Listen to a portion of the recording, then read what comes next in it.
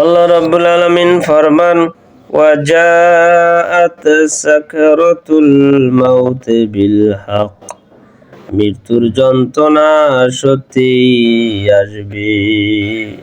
হে আমার বান্দারা, হে আমার পুরুষেরা, হে আমার বুড়ারা, তোমরা শুনে রাখো,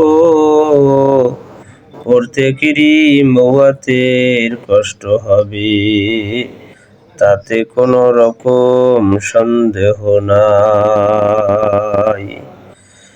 এজন্য এক কবি বলেন, হাবজে দরিয়া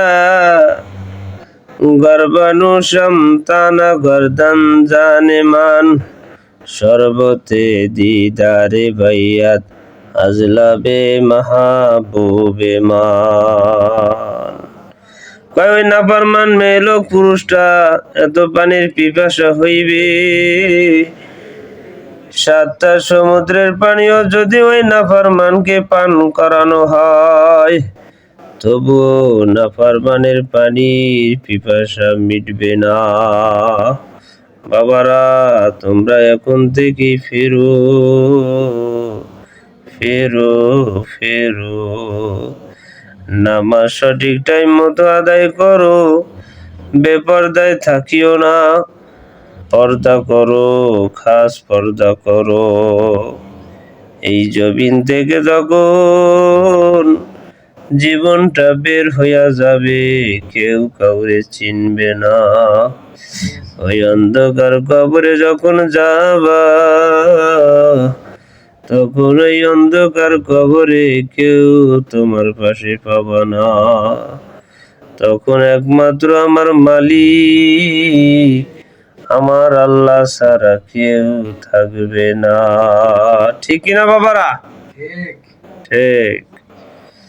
ও বাবারা, তোমরা এখন থেকে বেশি বেশি পরিমাণে আমল করো, যতটুকু সময় পাও ততটুকু সময় তোমার আমলের রাস্তায় ব্যয় করো।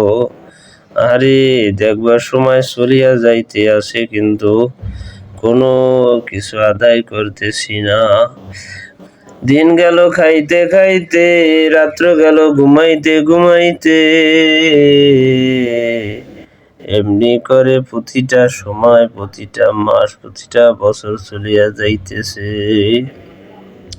কিন্তু আমার মালিকের জন্য কিছুই করলাম না। কবরের ভিতরে যাইয়া দেখবো আমার আমল কিছুই নাই। হে বাবারা, ঠিক মতো কবরের সম্বল সঞ্চয় করিয়া কবরের পারি জমাইও। আল্লাহুম্মা আমিন।